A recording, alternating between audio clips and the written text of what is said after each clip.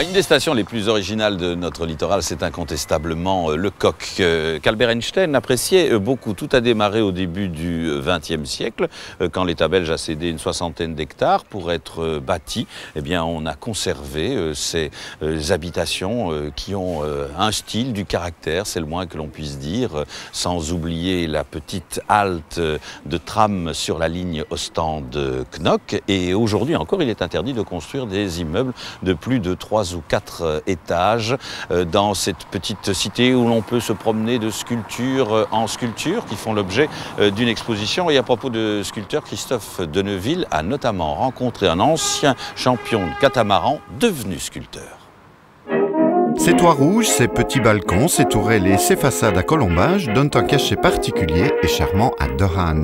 Chaque maison a sa propre histoire à raconter.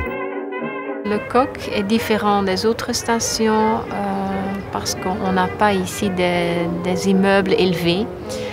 Et en plus, il y a un quartier de villas de style anglo-normand. Ça date des années 1900.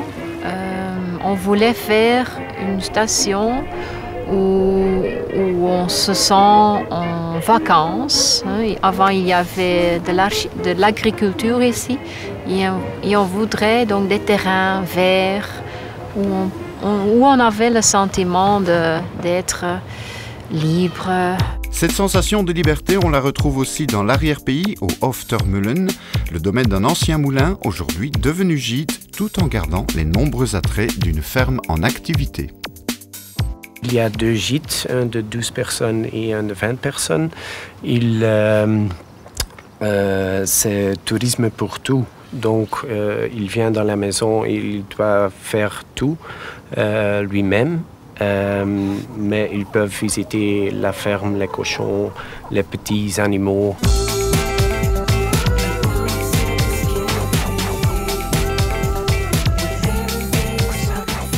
Ils sont des fraises de pleine terre et avec l'air de la mer, ça a un goût très spécial,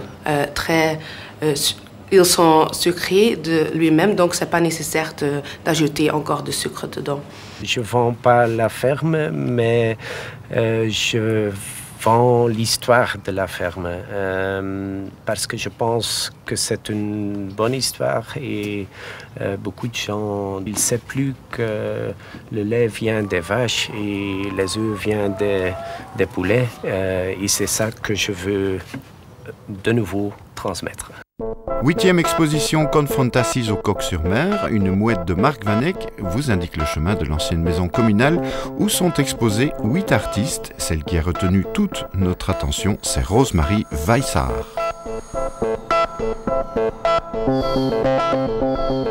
Elle nous touche par des œuvres avec beaucoup de matière, mais aussi une palette de couleurs chaleureuses. Et elle travaille sur le thème social et on voit toujours des personnages qui sont sur le chemin ou qui sont à la recherche de le retrouver eux-mêmes. La route de l'art et de la musique au Coq et à Wendune vous emmènera à pied ou à vélo de vitrine en vitrine où l'art s'expose dans la rue au grand public et le tout en masse-pain et en chocolat s'il vous plaît. L'idée est venue de 2 groupes de commerçants, le groupe de commerçants du Coq et de Wendune qui voulaient une fois travailler ensemble. Tous les artistes étaient très enthousiastes parce qu'en fait c'est la première fois qu'on fait quelque chose comme ça.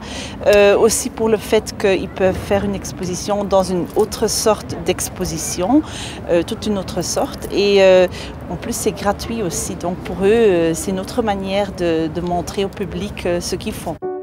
De la voile à la toile, il n'y a qu'un pas pour Dirk Rose, toute la puissance du vent et des vagues transposées pour nous en quelques coups de pinceau. C'est surtout de l'art spontané, ce que je fais. Donc, c'est l'inspiration du moment que j'utilise pour travailler. Alors justement, qu'est-ce qui vous inspire là aujourd'hui, maintenant, devant nous?